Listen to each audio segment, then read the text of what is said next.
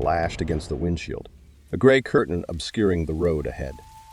Wind howled like a banshee, tearing at the frayed edges of Liam's nerves. His wipers struggled to keep pace, each swish revealing only fleeting glimpses of the desolate moorland, a wrong turn, a flat tire, a dead phone, a litany of misfortune that had stranded him on this nightmarish stretch of B Road in the heart of January. The headlights, straining against the downpour, picked up a flicker of movement in the distance. A lone figure hunched against the storm, a stark silhouette against the bleak landscape. Hope, a fragile ember, flickered in Liam's chest. Someone else. Perhaps they could point him towards a village, a phone box, anything. He slowed down, cautiously approaching the figure. As he got closer, he saw it was a woman, her clothes plastered to her thin frame, hair plastered to her face. She held up a hand, a pleading gesture swallowed by the wind. Liam stopped, the engine humming nervously. "Please," croaked the woman, her voice barely audible over the storm. "Help me. He followed me. My husband killed him." Her words, fragmented and raw, sent a shiver down Liam's spine. His mind conjured gruesome images of a struggle, a brutal end in this forsaken wilderness. Yet, something about her voice, the desperation in her eyes, held him there. Hesitantly, he opened the passenger door. "Get in," he said, his voice barely a whisper against the storm's roar. She clambered in, a flurry of wet fabric and trembling limbs. The moment the door slammed shut, a new horror gripped. The woman's eyes, no longer veiled by rain, were wild with fear, fixed on something behind him. "He's coming," she shrieked, scrambling across the back seat. Liam twisted in his seat, heart hammering against his ribs. There, in the rearview mirror, a pair of headlights pierced the rain, growing larger. Panic seized him. He slammed the accelerator, the tires spinning uselessly on the rain-slicked road. The headlights behind him closed in, relentless, predatory. The woman screamed, a raw, primal sound that clawed at the edges of sanity. Suddenly, the road ahead curved, plunging them into a narrow lane flanked by ancient oaks, their skeletal branches clawing at the stormy sky. Liam swerved, weaving through the gnarled sentinels, the headlights behind them losing ground for a terrifying moment. But the relief was short-lived. The road, slick and treacherous, ended abruptly in a crumbling stone bridge. A chasm yawned before them, black and unforgiving, the rushing river below barely visible in the storm's fury. He had nowhere to go. Screaming, Liam slammed on the brakes. The car skidded, tires howling against the whetstone before careening over the edge. Time stretched, warped by terror, as the car fell, a doomed pendulum against the backdrop of the howling storm. He braced for impact, for the icy kiss of the river, but it never came. Instead, the car landed jarringly, suspended mid-air. Liam looked up, eyes widening in disbelief. The ancient bridge, twisted and rotten, held them aloft, miraculously spanning the raging chasm. Through the windshield, he saw the other car come to a screeching halt at the bridge's edge. A dark figure emerged, silhouetted against the storm, holding a glinting blade. But before he could reach them, the bridge groaned, the rotten wood finally surrendering to the weight. With a sickening crack, the bridge crumbled, plunging the dark figure into the churning river below. The woman whimpered beside him, clinging to him, her eyes still wide with terror. As the storm slowly abated, the first rays of dawn tinged the sky with silver.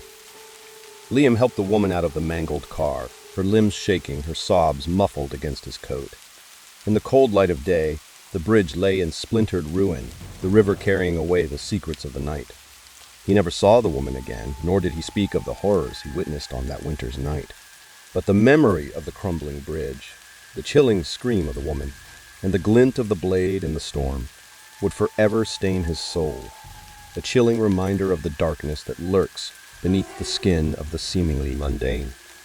The drive that began with a wrong turn morphed into a journey through the valley of shadows, a gothic tableau etched onto the canvas of his mind. And with each gust of January wind, Liam could almost hear the echo of the woman's final plea, a haunting whisper through the desolate moorland. "He followed me, my husband."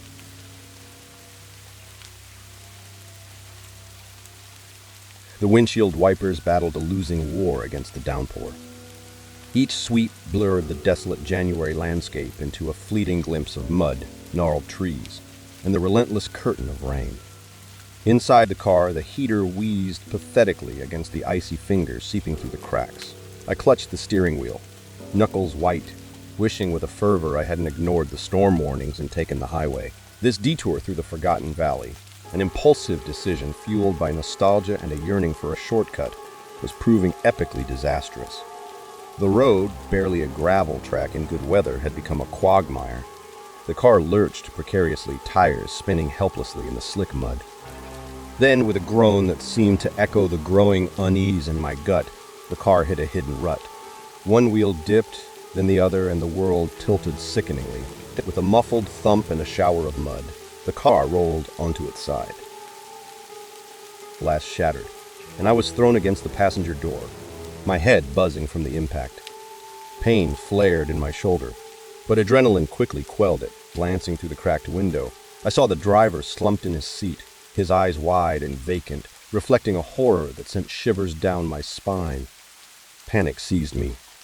My phone and my purse flung across the back seat, mockingly out of reach. The storm howled like a banshee, rain lashing against the overturned car like icy needles. In that desolate valley, swallowed by the encroaching darkness, I felt a primal fear grip me, cold and relentless. Struggling, I managed to extricate myself from the wreckage. My injured shoulder sent a fresh wave of pain, but survival trumped agony. Ignoring the sting of rain and the biting wind, I stumbled to my feet, searching for some shelter, any sign of life in this forsaken wasteland. Then, through the veil of rain, I saw it. A dark silhouette against the storm-drenched sky, an edifice of crumbling stone and ivy-choked gables. Ravens circled above, their cawing an eerie counterpoint to the wind's mournful howl. The manor loomed closer, a gothic nightmare materialized from childhood whispers and whispered legends. Fear urged me to turn back, to seek refuge in the meager protection of the trees, but a morbid curiosity, a perverse fascination with the decaying grandeur, drew me forward. Pushing open the groaning door, I stepped into a cavernous. Dust motes danced in the pale light filtering through cobwebbed windows. Portraits with faded eyes, long consumed by time, stared down from the walls. Silence, thick and oppressive, hung in the air, broken only by the drip-drip-drip of falling rain. Then, from the shadows at the far end of the hall, a figure emerged. Tall and impeccably dressed, he moved with an unnerving grace. His face, etched with an ageless sorrow, seemed almost unnaturally pale under the flickering light. His eyes, the color of a December twilight, held a depth that seemed to swallow the very light around him. "Lost? Child?" he rasped, his voice a melodic murmur that sent a shiver down my spine. My voice, dry and raspy from fear, croaked out. He did not smile, but a flicker of something, curiosity or perhaps amusement, sparked in his eyes. "This is no place for the living," he intoned, his words carrying an unsettling weight. But before I could flee, he extended a hand cold and smooth like marble. His touch, when it came, sent a jolt of ice through my veins. As I looked into his eyes, an abyss seemed to open within them, revealing glimpses of a world beyond the veil, a world of shadows and secrets, of ancient blood and desires that clawed at the edges of sanity. The storm raged outside, but in that decaying hall, amidst the whispers of the dead and the touch of the undead, I found myself teetering on the precipice of a far more terrifying darkness. My horrible drive in the rain had brought me not just to a crumbling manor, but to the mouth of a tomb and the vampire who waited within, his eyes glinting with the promise of an eternity of winter, where the icy kiss of death was the only warmth to be found. The rain lashed against the carriage windows, a relentless metronome against the rumble of iron wheels. Eleanor huddled deeper into her velvet cloak, the bone-chilling January wind seeping through every crack. The moon, veiled by storm clouds, offered no solace, leaving the road ahead shrouded in an inky blackness. She'd been visiting her ailing aunt in the windswept moorlands, a solitary journey she never relished. Now regret gnawed at her like the winter wind. Why hadn't she waited for morning? Suddenly, the road ahead curved, plunging them into a narrow lane flanked by ancient oaks, their skeletal branches clawing at the stormy sky. Liam swerved, weaving through the gnarled sentinels, the headlights behind them losing ground for a terrifying moment. But the relief was short-lived. The road, slick and treacherous, ended abruptly in a crumbling stone bridge. A chasm yawned before them, black and unforgiving, the rushing river below barely visible in the storm's fury. He had nowhere to go. The carriage lurched forward, plunging deeper into the storm-racked moor. Eleanor tried to decipher her surroundings, her eyes straining against the darkness. They passed gnarled oaks, their branches like skeletal fingers clawing at the sky, in ancient ruins silhouetted against the fleeting glimpses of moonlight.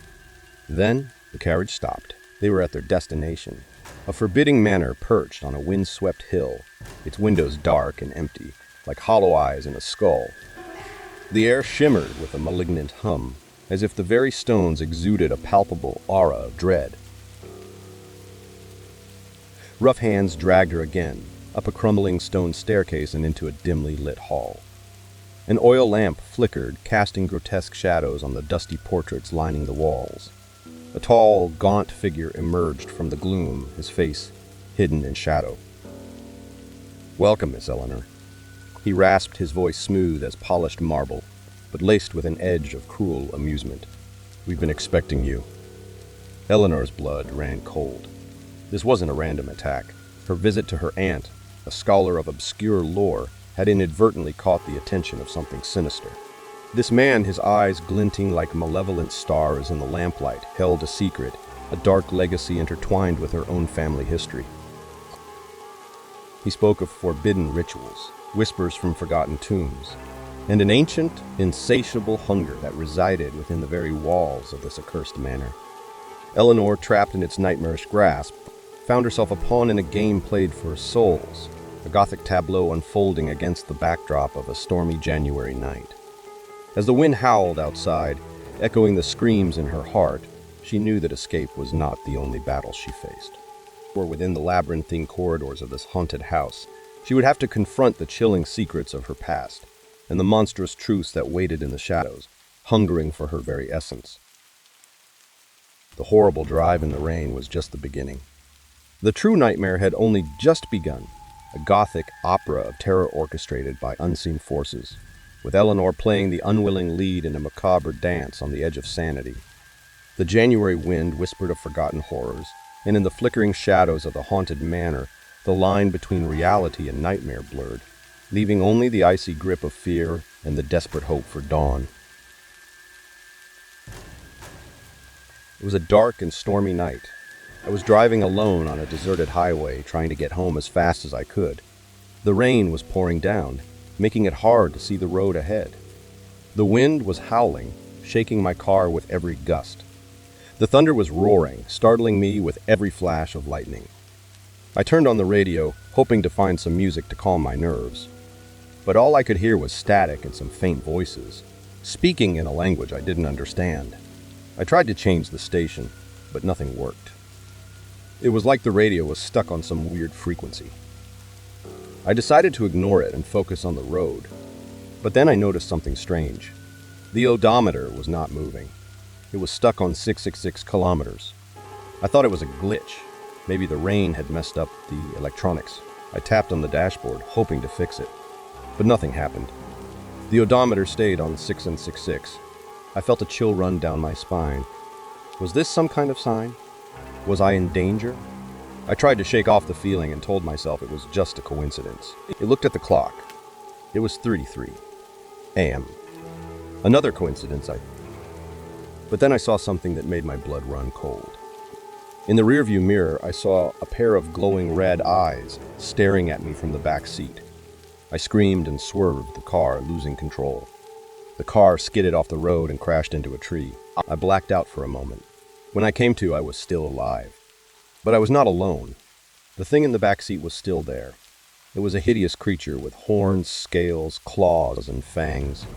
It smelled like sulfur and death. It grinned at me, showing its sharp teeth.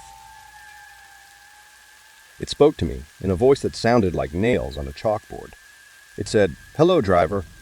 I've been waiting for you. You see, this is not a normal highway. This is the highway to hell. And you are my passenger. Welcome to your final destination." I tried to scream, but no sound came out. I tried to move, but I was paralyzed. I tried to pray, but I had no faith. I was trapped. The creature laughed, a sound that echoed in my ears. It said, "Don't worry, driver. This won't hurt a bit." Well, maybe a little. Actually, a lot. But you'll get used to it. After all, you'll be here for eternity. And then it lunged at me, tearing me apart with its claws and teeth. I felt every bit of pain, every drop of blood, every shred of flesh. I wished I could die, but I couldn't. I was already dead, and this was my hell. The rain slashed against the carriage windows like icy whips, painting the desolate January landscape in stormy shades of gray. Inside, Clara gripped a steaming mug of tea, its warmth barely fending off the bone-chilling cold.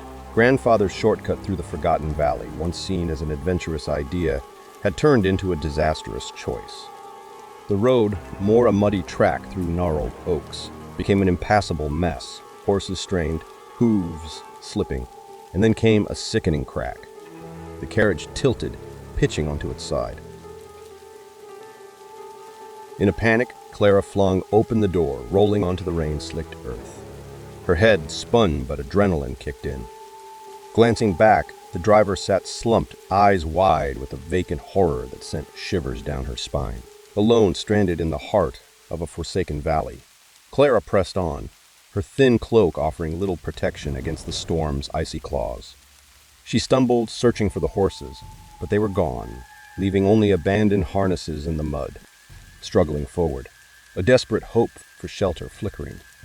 She saw it through the rain, a dark silhouette against the stormy sky.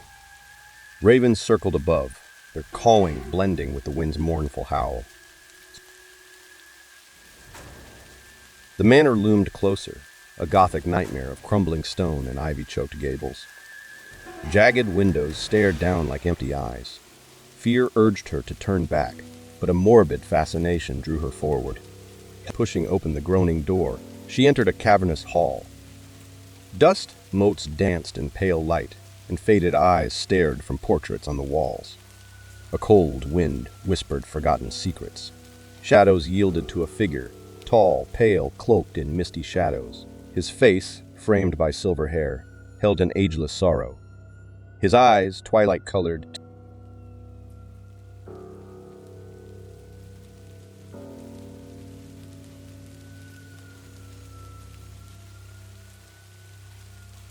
"Lost, child?" he rasped, voice like rustling leaves. Clara stammered. "I need shelter," words hollow under his gaze. "This is no place for the living," he murmured, a melancholy chilling her more than the winter wind. Before she could flee, he extended a hand cold as marble. His grip sent an icy jolt through her veins. His eyes revealed a world beyond shadows, hunger, ancient blood, and buried secrets. In that decaying hall, amidst whispers and the touch of the undead, Clara teetered on the precipice of a terrifying darkness. Her rainy drive led not just to a crumbling manor, but to a tomb. The vampire within promised an eternity of winter, where death's icy kiss was the only warmth. Amid the haunting Christmas holiday of 2023, I picked up a mysterious woman named Emily from a desolate corner store that seemed frozen in time. She silently occupied the back seat, cradling a small, tattered bag. As we conversed, she indulged in handfuls of what I believed to be ordinary candies, the kind that melts in your mouth. Yet, an eerie enthusiasm surrounded her, sending a subtle chill down my spine.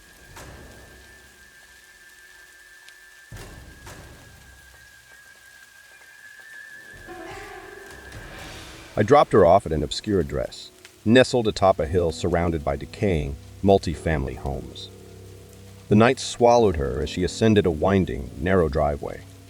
The following morning, my twin boys accompanied me on an errand that led us through the ghostly remnants of that strange night.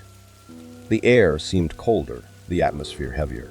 It was then that my boys uncovered two empty, ancient pill bottles in the car, each holding a sinister secret. Sleeping pills. 80.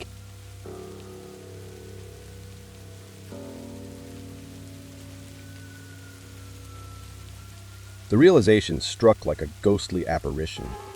Emily hadn't been savoring candies, but perhaps sealing her fate with a spectral slumber. Driven by a sense of dread, we altered our course and headed to the eerie remnants of our small town's police department, a place where time seemed to stand still. I handed over the ominous pill bottles. Recounting the cryptic tale of the night before, officers were dispatched with a hesitant urgency. Desperation led me to reach out to Uber, a company shrouded in an otherworldly realm of its own. Through the cold channels of email and the ghostly app, I sought their aid. However, the response was spectral at best, a mere echo of concern that failed to pierce the veil of indifference surrounding the nameless woman. Days later, a call echoed through the silence from Uber's security department, a voice devoid of empathy or understanding. I shared my haunting experience, the police case number a testament to the chilling reality that had unfolded. Yet, their replies lingered in a realm of indifference, as if the supernatural had no place in their corporate existence. Frustrated and disillusioned, I severed my ties with Uber, demanding they banish my account from their spectral databases. Miraculously, they complied, and I escaped the clutches of a company indifferent to the paranormal plight. To this day, the haunting echoes of that night persist. As I traverse the dimly lit streets of that part of town, my eyes are ever watchful for the ghostly presence of Emily. The memory of her spectral descent into the night remains etched in my mind, a chilling reminder that some encounters are more than they seem, revealing a world where the living and the ghostly walk a thin line, separated only by the haunted echoes of a dark Christmas past.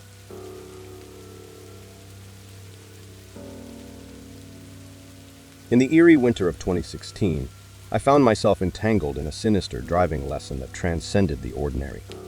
The local town, shrouded in an icy mist, held secrets that went beyond the realm of the living. My pupil, a mysterious figure named Alex, sought to impart knowledge on the arcane art of navigating a manual transmission. Little did I know that this lesson would delve into the supernatural, defying the conventional norms of driving education.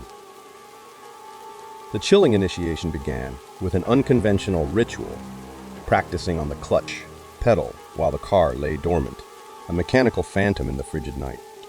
The air hung heavy with anticipation as we engaged in the ghostly dance of releasing the clutch, slowly mastering the ethereal connection between foot and pedal. With a touch of the spectral, Alex recommended a peculiar technique involving a pivot of the ankle rather than the conventional use of the whole leg. A ghostly whisper guided our movements, emphasizing the importance of feedback and control in the netherworld of manual transmission. As the spectral tutorial unfolded, we shifted gears without igniting the engine. The gear stick, a conduit to the unknown, responded to gentle touches, unraveling the secrets of each gateway between dimensions. Alex, a spectral guide, urged me to traverse the shifting realms without the crutch of visual confirmation, preparing me for the enigmatic roads that lay ahead. The spectral journey reached its crescendo when Alex revealed a chilling truth: the necessity of summoning the spectral forces of gas and clutch simultaneously, a fluid motion that defied the rational order of instruction. The traditional concept of setting a specific RPM before releasing the clutch crumbled, replaced by a spectral synchronicity between the living and the mechanical. However, the unearthly revelations did not end there. As we approached the haunting scenario of slowing down to a complete stop, the specter of coasting in neutral was banished. Downshifting became a spectral ballad, a dance of blipping the throttle and engaging the clutch, orchestrating a seamless descent into the supernatural gears. The ghostly presence of the spectral downshift lingered, revealing itself as a guardian against the dangers of coasting in neutral. In the spectral realm of emergency situations, the wisdom of remaining in gear during a slowdown became a shield against the unforeseen, a supernatural insurance against the unknown. As the spectral driving lesson concluded, I ventured back into the normalcy of everyday life, haunted by the echoes of gears shifting in harmony and spectral whispers guiding the dance of the clutch. The streets, once mundane, now held the residue of a supernatural encounter, forever altering my perception of the roads that intertwine the living and the mechanical in a spectral ballad of gears and pedals. On a hauntingly dark night, I found myself navigating the seemingly endless stretch of the Manor Desert, en route to the base, a monotonous 6-8 hour drive from our humble abode. The oppressive silence of the desolate landscape weighed heavy, and in an attempt to shatter the eerie stillness, I dialed my wife's number, seeking solace in her voice. As the desolate road stretched ahead, the monotony was disrupted by the distant rumble of a motorcycle. Its haunting hum echoed through the emptiness of the desert, a spectral soundtrack to the ominous journey. The road, a sinuous ribbon etched into the arid expanse, occasionally twisted unpredictably, following the ghostly contours of a broad wash or lake bed. The rider ahead, a shadowy figure navigating at an otherworldly speed of 70-90 mph, seemed intimately acquainted with the winding course. However, the illusion of familiarity shattered when, out of the ghostly darkness, the motorcycle veered straight over the edge of a sinister 45 mph curve, hurtling at an alarming 80 mph. A guttural sound of terror escaped my lips as I hastily severed my conversation with my wife. Pulse racing, I pulled over, fingers fumbling for my phone, and dialed 911, the dispatcher's voice cutting through the spectral stillness. Equipping myself with a trauma kit and donning gloves, I recounted the spine-chilling incident to the dispatcher, all while peering over the sinister bank. Instructing him to stay still, I cautiously approached, my senses tingling with a spectral energy. Performing a dread-filled evaluation, he appeared relatively unharmed, save for a broken collarbone and a mild concussion, a testament to the resilience of a ghostly spirit. While this twisted tale isn't a conventional ghost story, the surreal encounter left me haunted by the certainty that I just witnessed a spectral tragedy unfold before my eyes. The lingering shock of encountering him intact, albeit shaken, serves as a ghostly reminder of the fragility of life and the nightmarish twists that can unfold in the vast emptiness of the haunted Manor Desert.